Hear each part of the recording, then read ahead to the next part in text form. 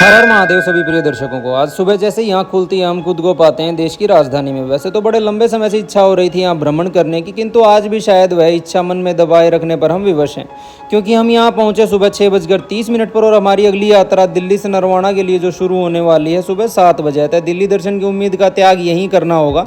अब जल्दी से आप पहुँचते हैं अपनी दूसरी रेलगाड़ी में और अपना आसन ग्रहण कर लेते हैं। चाय की चुस्कियों के साथ डूब जाते हैं विचारों की बहती धारा में, जो अभी भी हमें महाकाल तक ले जा रही थी। पिछले लगभग 14 घंटे से हमारी यात्रा जारी थी और थका देने वाला सफर होने के बावजूद हम एक तरफ घर पहुंचने का कौतूहल और दूसरी तरफ एक यादों से भरे पिटारे की व्याकुलता मन में लिए चले जा रहे थे। ट्रेन का इतना लंबा सफर हमने पहली बार किया है, नहीं तो हम ज़्यादातर दोपहिया वाहन का सफर पसंद करते हैं। गाड़ी का सफर शायद हमारे लिए बना ही नहीं है। घुटन का वो एहसास हमें जानलेवा मालूम पड़ता है। विचारों की जद्दोजहद के साथ हम पहुंच जाते हैं नरवाना।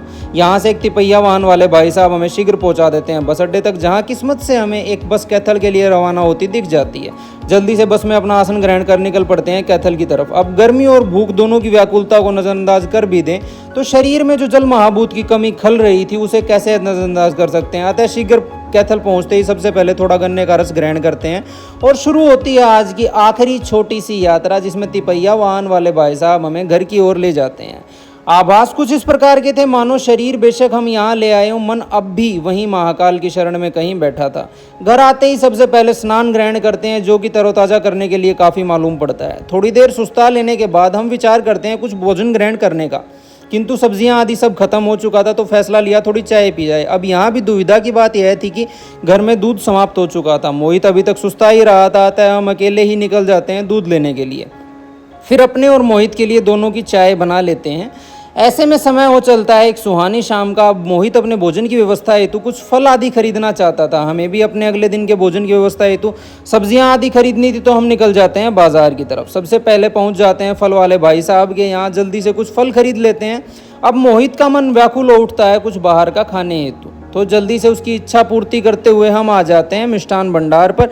यहाँ यह अपने लिए बहुत सी खाद्य वस्तुएं खरीदता है, अन्य मिठाइयाँ भी यह अपने लिए ले लेता है। यहाँ हमें मिल जाते हैं हमें बहुत ही प्यारे फ्लोर का एक परिवार, जिनके साथ फोटो आदि लेने के बाद हम निकल पड़ते हैं घर की तरफ। रात होने लगी थी और फ़ोन पर परामर्श लेने अभी भी बाकी थे, और इन्हीं सब के बीच में भूल जाता हूँ कि मैं अपने लिए सब्जियाँ खरीदने भी आया था।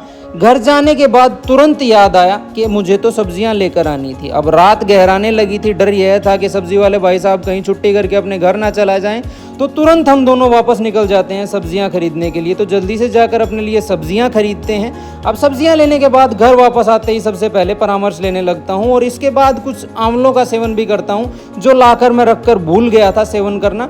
अब समय हो चलता है सुस्ताने का, लेकिन उससे पहले ग्रहण करते हैं थोड़ा सा त्रिफला चूर्ण, जो कि उत्तम शारीरिक शुद्धि की स्थापना हेतु अति आवश्यक है।